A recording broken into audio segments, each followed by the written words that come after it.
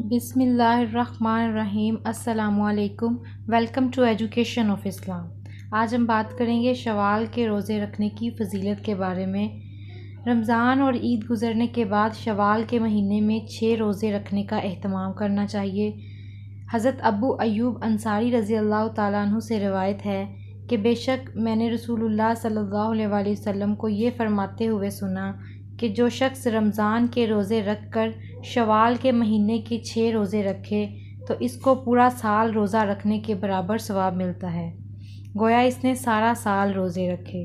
जैसा कि अहादीस में आता है कि एक नेकी 10 के बराबर होती है, इसी तरह अगर हम देखें तो 30 रोज़ों को 10 के साथ मल्टीप्लाई किया जाए तो 300 रोज़े हो जाएंगे, और साथ में अगर शवाल के 6 रोज़े रख लिए जाएँ तो वो 60 रोज़ों के बराबर हो जाएंगे।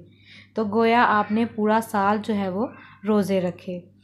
एक और जगह पर फरमाया कि रमज़ान के रोज़े 10 महीने और शवाल के रोज़े 6 महीने और शवाल के 6 रोज़े 2 महीनों के बराबर हैं, यानी ये पूरा साल रोज़ा रखने के बराबर सवाब मिलता है। ये रोज़े ईद के फ़ौरन बाद या वक्फ़े के साथ मुसलसल या अलग अलग दोनों तरह से रखे जा सकते हैं, यानी कि पूरे शवाल के महीने में आपने 6 रोज़े मुकम्मल करने हैं।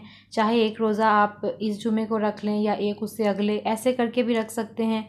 इकट्ठे रखना चाहते हैं तो इकट्ठे भी रख सकते हैं, दोनों तरीके से जायज़ है।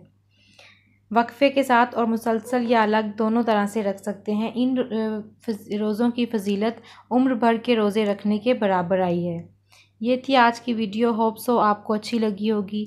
अगर अच्छी लगी है तो कमेंट बॉक्स में अपनी राय का इजहार ज़रूर कीजिएगा, और मेरे चैनल एजुकेशन ऑफ इस्लाम को सब्सक्राइब करें, साथ लगे बेल के आइकॉन को क्लिक करें ताकि हर नई आने वाली वीडियो का नोटिफिकेशन आपको मिल सके। अगली वीडियो तक के लिए इजाज़त दीजिए। अल्लाह हाफ़िज़। अस्सलामु अलैकुम वरहमतुल्लाहि वबरकातुहू।